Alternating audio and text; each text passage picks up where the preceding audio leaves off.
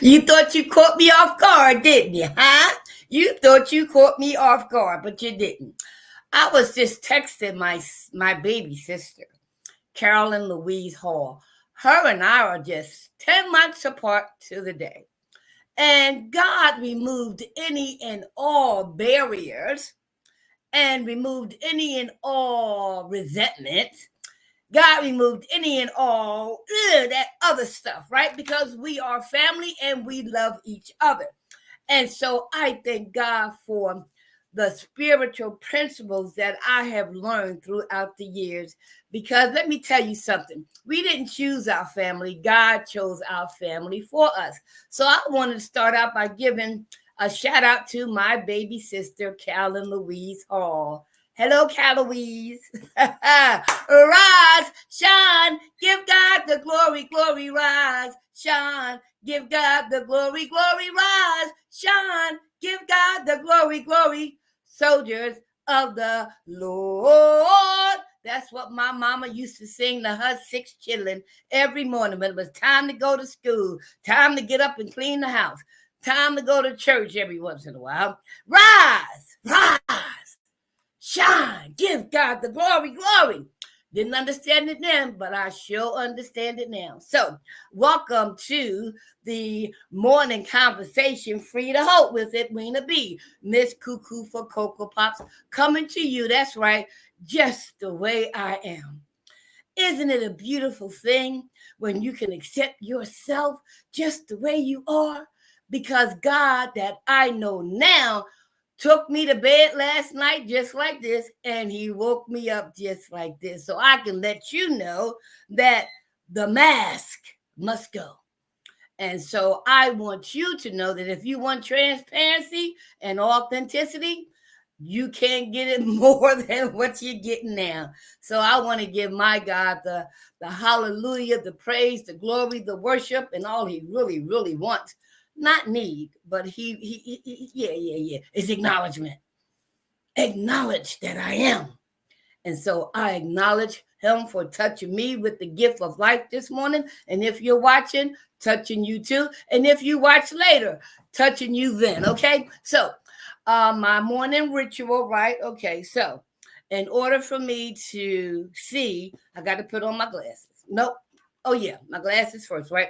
Then I have to brush my little 2 teeth, right?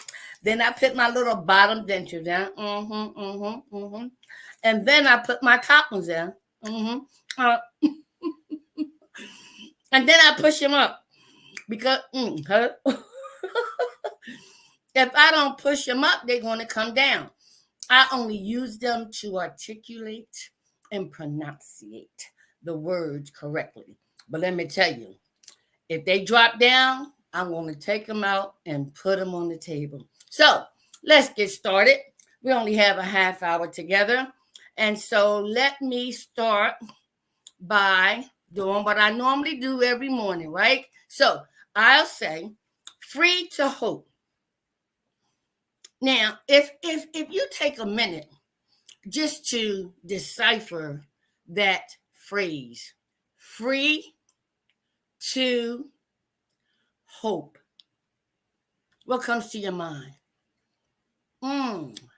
Give someone a chance to be free and give them hope. You are free to hope for anything you want. What do you think? What comes to your mind when you see free to hope? Well, let me tell you where it came from. I think my friend Reggie Dillard down in, I think he's not South Carolina or North Carolina, years ago, we were trying to come up with the acronym for free. And so we juggled, and we came up with something until one day I went to my AA meeting in Glenside, and the gentleman next to me, I said, take a look at this acronym. And so he took a look at it. He said, okay, yeah, okay. He said, well, try this one. And guess what? It was the one. Free from recovery, emerge empowered, right? Emerge empowered. from recover. See, from recover. I'm gonna do this. If they don't stay, I'm taking them out. From recovery, emerge empowered to do what? To give hope to others, help others prosper equally. So that's what free to hope means for me, and I hope it means that to you. Now that you know from the horse's mouth where it came from, okay? So if you need a speaker, a facilitator, a presenter, call me, okay? Now, what you see in terms of me and being cuckoo for Cocoa Pops, that's what you're going to get, because I'm authentic and transparent, and I love it. But guess what? Don't get hooked up on the messenger. Listen to the message, okay? So call me if you need my service as a coach, as a consultant, as a speaker, all right? And so let's put the glasses back on because we have a lot to cover this morning, all right?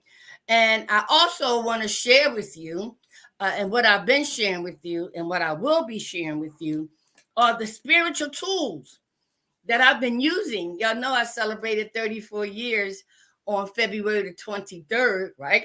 From underneath a parked car, getting high and doing all kind of sexual favors for my own stepson. And underneath that parked car, my life flashed before me. Edwina, how at the age of 34, you underneath a car? Oh my goodness, girl, are you serious? What's wrong with you? So I thought. And the flashbacks of being a phys ed, wanting to be a phys ed teacher. I was the co-captain of the cheerleader team, class vice president. Yes, but then I got hooked up and wanting to put all these different masks on, and I wanted to drown and run from all my emotions. And just as I started to do what the adults did, drink, sip, prostitute, whatever, guess what? Before I knew it, I was hooked up. The rapes, the beat-ups, the suicide attempts, being passed around like a bucket, spit on, called all kinds of names. Neglected my children, my family, wondering what's wrong with me, deemed the most smartest child of the six. Edwina, what's wrong with you? Hollered out these words, whoever they say you are, whoever they say you are, take me out this life now or show me a better way. So my spiritual tools that I will be sharing with you real soon was, or are, should I say, the Bible. And there's a before and after story about that. Right? When God allowed me to live, he put me on a 12-step program, and that's spiritual in nature. And then I got involved with Benjamin Trimby Brown on the Spiritual Revival Hour. And through a dream, I was given the direction to go find a shepherd. And I did. Dr. Christopher Allen Bullock and my first lady, Dr. Debbie Bullock at Canaan Baptist Church. Didn't stop there. And then I went on to find the 5 agreements by the Ruiz family. Oh, y'all got to get that book.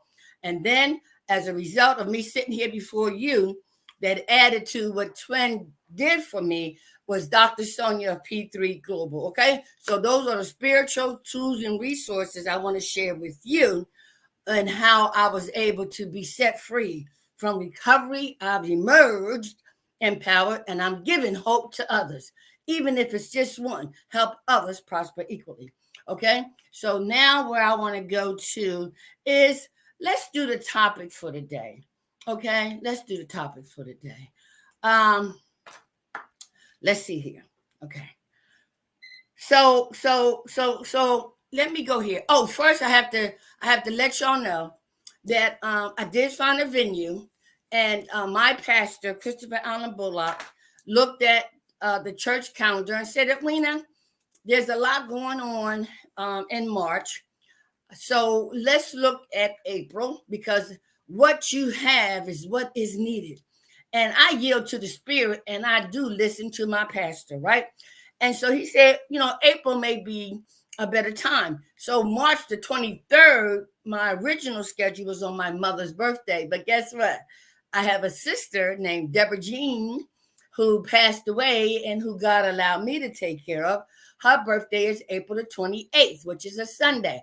So I chose, and I will check with my pastor, Saturday, April the 27th, okay? And so change your calendars And I'm going to set up an Eventbrite so that y'all can register because the event is free. I want rehabs, detoxes, mental illness, right? Transitional house, recovery house, people who just want to know how to use spiritual resources and spiritual tools to address their brokenness and being broke. I'm freaking tired of being broken and broke. Are you? Then I want you to join me on April the 27th, right, at Canaan Baptist Church, right? So I can share with you all that I have learned so you can see how I've been set free to give hope to others and to be authentic and transparent. I got a surprise for you too. Because people get hung up in the mask and in the messenger. No, I want you to listen to the message, okay? All right, so let's go on. All right, so let's see what else I want to do here. Okay, so when I talk about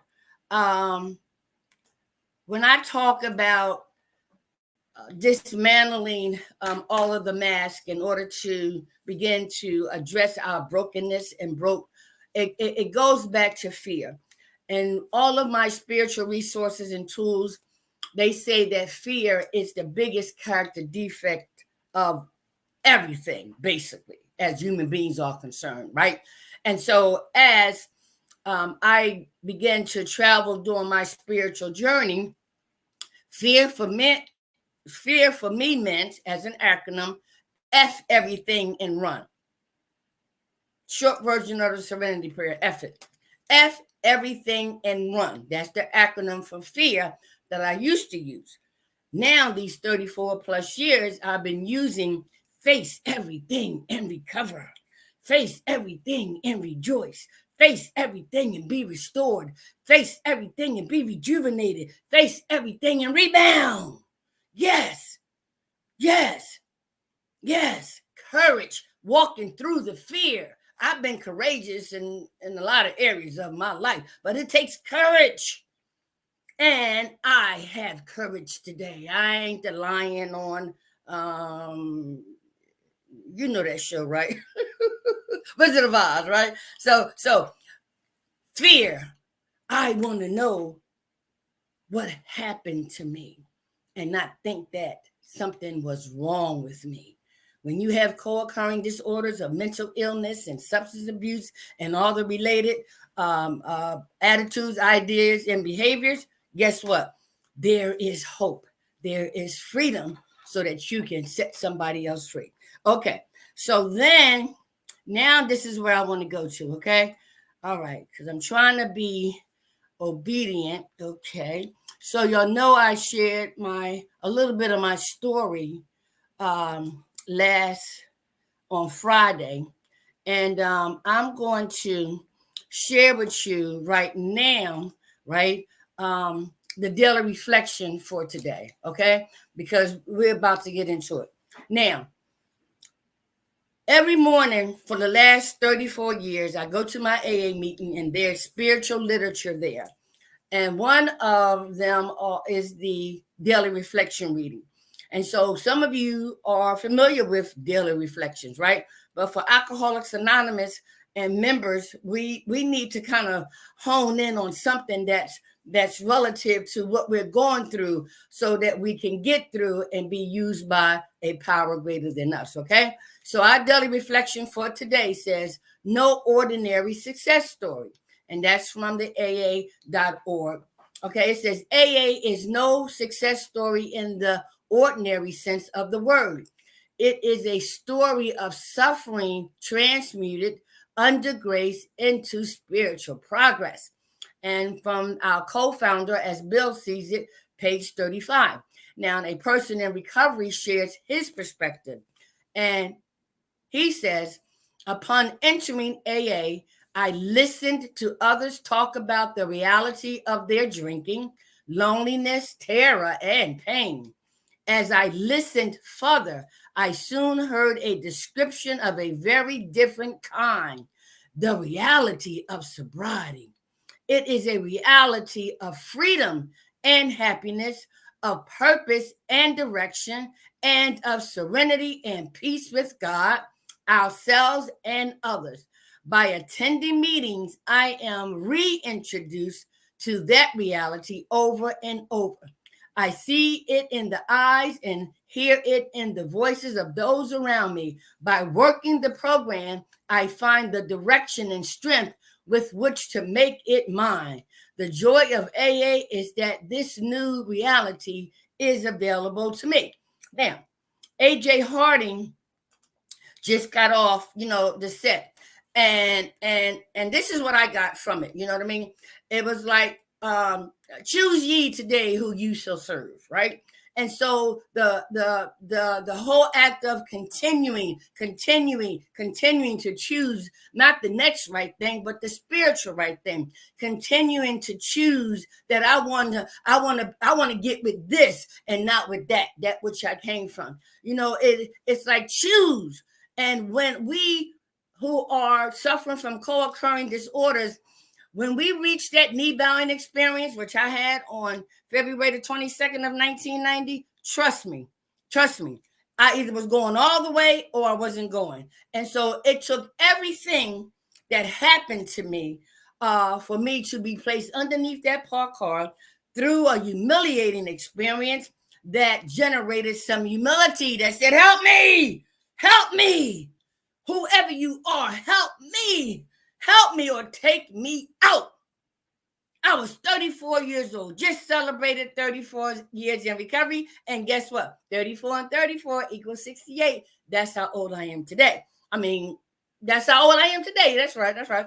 And so when I go to my AA meeting every day, I look for the spiritual reflection reading that gives me something as a reminder of why I'm here and what my purpose is and what I need to address my disease every day. But more importantly, to know that whatever life deals me, I know who's the dealer, right?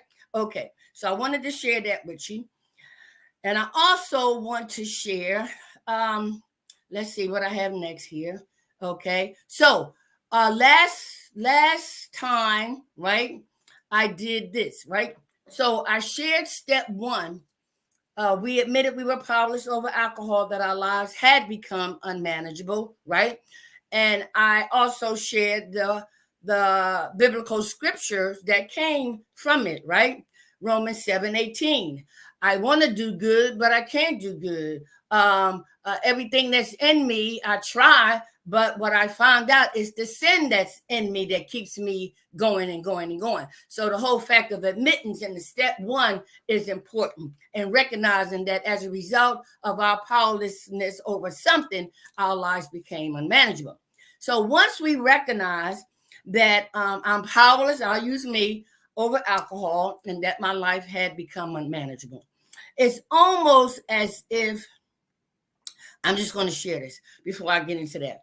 It's almost as if, being a donut and you have taken that hole now is empty, because I did fill it with drinking and drugging and prostitution and all of that. I even committed murder, y'all. As a prostitute, I had an abortion. Yes, I did. And the mask of not wanting people to judge me or criticize me, I took life. Yes, so I thought, until I got into recovery. Someone told me, Edwina, you ain't got the power to take life. Only God can do that. You may have got rid of the vehicle, but you sure didn't get rid of the spirit. What a relief. But I didn't know that until I got there. So when we admitted in the first step we were powerless over something, in my case, alcohol, and that it had made my life unmanageable and could be making your life unmanageable, then what can we fill that gap with? What can we fill it with? Right? So here's the hit, y'all. Here's the hit. So step two says we came to believe that a power greater than ourselves can restore us to sanity. Let me repeat that. We came to believe that a power greater than ourselves could restore us to sanity. And so let me give you an example. Okay. I'm underneath this parked car, right? 3 o'clock in the morning in the streets of Philadelphia, right? and my stepson is trying to edge me to come from beneath the car. Okay. And I'm just hollering out, I'm tired. I can't do this no more. I can't do this no more. Right? And so somewhere deep inside of each and every human being is a place for our creator, because he created us. Okay. But that getting that deep, those words came out, whoever they say you are, take me out or show me a better way. At that point, I believed that this power, who I didn't know about, was greater than me, because I asked him to I demanded, take me out or show me a better way. In hindsight, that was the beginning of my belief of a power greater than me. But I didn't know nothing about this power, right? And so a power greater than me came in different forms and fashions, and I will describe those to you. But you see what I'm saying? Came to believe at my point of total devastation, at my point of total spiritual bankruptcy, at my point of total degradation, right? It was like, I need to believe. Either you take me out or show me a better way. Okay, so here comes the hit, right? All right, so let me go back here, right? And so I let y'all know that the scriptures came from, that the 12 steps came from the Bible, okay? And so step 2, our co-founders read and prayed and took a spiritual angle from the biblical scriptures, Philippians 2:13. And it says, for it is God who works in you to will and do act, and to act accordingly to his good purpose. Right? And read it again. Philippians 2:13. For it is God who works in you to will and to act according to his good purpose. Now, listen, y'all. I had no idea about this God, because I was taught that God was a punishing God. Edwina, you're ornery. You was ornery when you came out the womb. Edwina, you a bad girl, right? Okay, I got you. And so what? When people say things about you, you begin to believe them, right? So guess what? I'm still ornery. God is still working on it though, right? But all I'm saying is that, listen, came to believe that a power greater than me could restore us to sanity. So that power, eventually, I found out to be God, and God all by himself. But it took certain steps for me to recognize, because you got some people who don't believe in God. I don't know what they believe in. The force, the creator, whatever you want to call them, is not you and it's not me. Okay, so when I think about step 2, let me share with you how I was able to get in touch with a power greater than me. All right, so when this God that I didn't know didn't take me out, he put me on a pathway to recovery, right? And that pathway took the form of going back to Alcoholics Anonymous, a 12-step spiritual program. Did you hear the word back to? Are you listening? I had heard about it. I had participated in it. I had been there, but all I was doing was hearing. I wasn't listening. And so I know now, when the student is ready, the teacher will appear. So when he didn't take me out, I began to listen. And I went back to the 12-step program of Alcoholics Anonymous, and I began to listen. But this is how those power greater than me took its form, right? So when he didn't take me out, I was led to a rehab. Not my first, not my second, not my third, but the first and the last were the same. So this time, because the student was ready, I began to listen, right? Still nothing. I don't know nothing about the 12 steps yet, right? I mean, I heard about them, but I wasn't there. So this time, right, I began to listen to what these individuals in this rehab were telling me. And at one point in a previous rehab where the seed was planted, when they said, Edwina, you think you know you and you think you know everything, and they call you the junior therapist up in here. And so they said, do me a favor.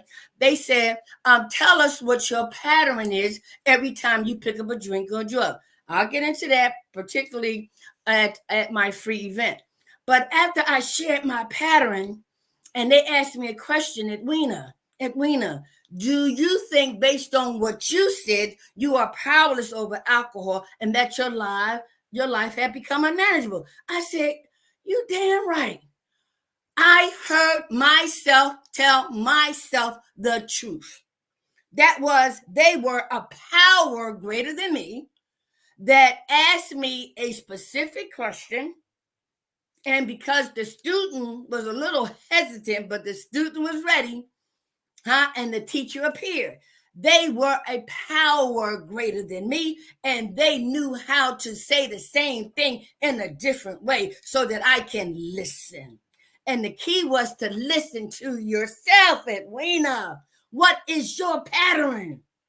What happens every time you pick up a drink or a drug? What happens when you broke and you want to prostitute? What happens when you want to steal, when you want to manipulate? What happens? What is your pattern? Yes. And so this form of a power greater than me, right, came through these individuals, right? And so as a result, let me tell you, right? Not only were they a power greater than me, they also challenged me in a way that no one else did. Why? Because they were acting, right, on behalf of a power that was greater than them. I'm thinking nobody knows me. How can you know me? You just met me. I'll tell you, but you're talking about, right? And so here's another thing, right? A power greater than me. So they said, Edwina, this is what we want you to do. We want you to recognize that 30 days wasn't enough for you. 60 days ain't enough for you. 90 days ain't enough for you. I was like, well, Dad, how much time you think I need? They suggested that I take a year. Wow. 30, 60, 90 was okay, right? But you're saying a year? That's really a power greater than me. You want me to stay? They said, well, how long you been getting high? How long you been prostituting? How long you been getting drunk, right? 14 years. Oh, just by comparison, do you hear yourself? You hearing yourself that you was in this mindset, right, way before you picked up the drink or drug, and then you was in it for 14 years. Those things back then were a power greater than you, but it was negative things, right, that you did, that you performed, right? But here, a power greater than you says, let's give you time to rebuild, to restructure, to reorganize, to change your mindset, to give you a set of spiritual principles. They are powers greater than you. Wow. I took the suggestion. Yes. And I went away in Williamsport, Pennsylvania. It was to be a year, but it wound up being 9 months. But that was a power. You see that? That was a power greater than me. Right. And so I want to just, stop there because there's more. Okay. And so let's get back to the reading, right? And so it says here for Philippians 2:13, it is God who works in you to will and to act according to his good purpose. Do y'all think that the old Edwina, will come to you just the way I was or am? No. Mask, makeup, wigs, Hell no. No. And so it was through the second step that I came to believe that my power, my God, who I now know, has a purpose for me, has a destiny for me, has something for me to do. And so when I look at Philippians 2, right, 2:13, I mean, is it 2:13? Let me see. Wait. I get so excited, right? Yeah, 2:13, right? Then I say, wow, he must have a plan for me, right? So if I begin, like A.J. Harding said, begin to continue to reach for him, to ask for him, to choose ye today who you should serve. I no longer want to serve the enemy. I don't want to go back underneath that parked car. Hell no. So every day I am put on a journey, a pathway where spiritual principles are talked about, where spiritual readings are shared, where a spiritual fellowship for those who are like-minded come together so that we can support one another and we are doing God's will, right? But it took certain stages to get there, but it's all his. I tell you, boy. All right, so I gotta go. I gotta go to my meeting, right? So I'm gonna give you some more about that. So let me say this: free from recovery, I have emerged empowered, and the purpose is to give hope to others who suffer from co-occurring disorders. Our literature says all human beings are ill to some extent, and all human beings can benefit from a 12-step spiritual program. My buddy Miguel Pozo says, no, the 12 spiritual principles of life, applying these principles to your life, right? Because ultimately, don't you want to know how you got broken and broke? Aren't you freaking tired of being broken and broke? Yes. So I was, and it took that hitting bottom or that knee bound experience, because I believe this: when you surrender only once. Okay. So again, I did change the date of my event. Okay. So this time I have more time to prepare and do it correctly and in order. Right. So God be with you. God be with you. If you have a problem with God, you can borrow mine until you find your own. Because guess what? I had to find my own, the God of my understanding. I didn't have a personal relationship with him, but I do now. He's my everything. He's my everything. Okay, I got to go. If God allows us to wake up tomorrow morning, I'll be here, and I hope you will be too. Now, what I'm going to do, because I'm out of town Wednesday, Thursday, Friday, I'm going to see if I can pre-record, okay? Because I don't like missing y'all, and I don't like y'all missing me, okay? But I have granddaughters that are in a cheerleading camp, and we travel around the country, so I got to find a way to keep this thing going every day, no excuse, even if I play a rerun, okay? Love you. Be safe.